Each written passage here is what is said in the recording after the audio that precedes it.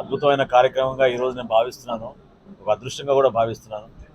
కూటమి ప్రభుత్వం ఏర్పడిన తర్వాత ఏలూరు జిల్లాకి ఇన్ఛార్జ్ మంత్రిగా ప్రత్యేకంగా పోలవరం నియోజకవర్గంలో మా జనసేన పార్టీ ఎమ్మెల్యే సోదరుడు బాలరాజు గారి ఆధ్వర్యంలో రాష్ట్ర వ్యాప్తంగా ఈ రోజున పౌర సరఫరాల శాఖ నుంచి ఎవరైతే పాపం పోలవరం ముంపు ప్రాంతాల నిర్వాసితులు ఉన్నారో, కాలనీస్కి వచ్చారో వాళ్ళందరికీ కూడా 35 కిలోల బియ్యం అంత్యోదయ అన్న యోజన పథకం కింద కేంద్ర ప్రభుత్వం రాష్ట్ర ప్రభుత్వం కలిసి అందించే ఈ ఉచిత బియ్యం పథకం 35 కిలోలు ఒక కుటుంబానికి అందించే కార్యక్రమం ఈరోజు 789 కుటుంబాలకి కార్డులు ఇవ్వడం జరిగింది.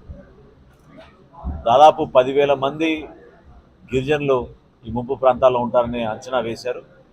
ప్రతి కుటుంబానికి ఈ పథకం వర్తించే విధంగా ఎవరైతే R&R హౌసింగ్ కాలనీలో దాదాపు 3,600 మంది నిర్వాసితులుగా గుర్తించారో వాళ్ళందరికీ కూడా ప్రతి నెల 35 కిలోల బియ్యం, 1 కిలో పంచదార సబ్సిడీ రేట్కి 13 రూపాయల 50 పైసలకి అందించడం అనే కార్యక్రమం పౌర సరఫరాల శాఖ నుంచి చేస్తాం. గతంలో కూడా మీరు చూశారు, కొత్త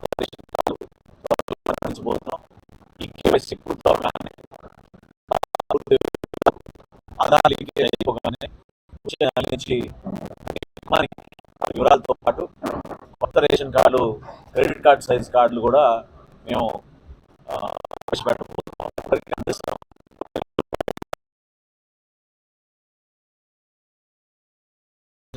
చేరిన పరిస్థితులు, అడ్రస్ మార్పులు ఇవన్నీ కూడా ఈ కొత్త రేషన్ కార్డులో వాళ్ళకి ఒక అవకాశం కల్పిస్తాం.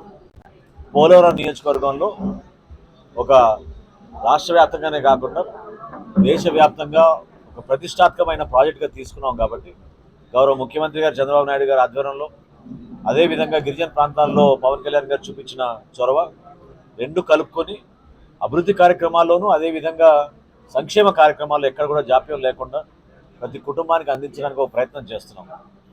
పోలవరం మీరు గతంలో చూశారు, 100 కోట్ల రూపాయలు ఏదైతే R&R ప్యాకేజ్ కింద ఇవ్వాలో 6.5 లక్షల రూపాయలు కుటుంబానికి అది రాగానే మా కుటుంబ ప్రభుత్వం చెల్లించింది.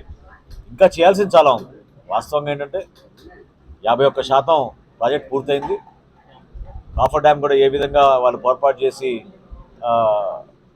టెక్నికల్గా నిర్మాణం చేయలేకపోయారో, దానివల్ల ఎంత నష్టం జరిగిందో, ఎంత జాప్యం జరిగిందో మనందరం దానివల్ల నష్టపోతున్నాం.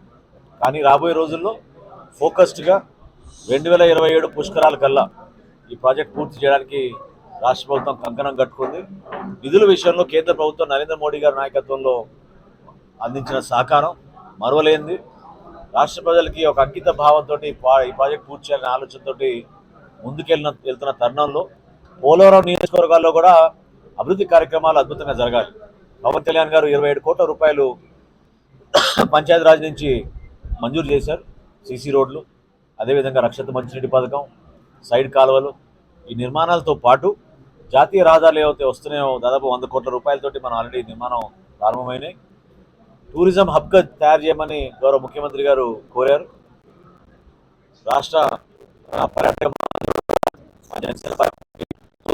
దుర్గేశ్వర్ ఆయనతో కూడా ఒకసారి మాట్లాడి ఆయన కూడా ఆహ్వానించి పోలవరంలో ఇక్కడ ఎటువంటి పర్యాటక కార్యక్రమాలు చేయగలుగుతాం, తద్వారా ఉపాధి అవకాశాలు మనం యువతకు ఏ విధంగా కల్పించగలుగుతాం అనే దానిపైన తప్పకుండా మేము అధ్యయనం చేస్తున్నాం.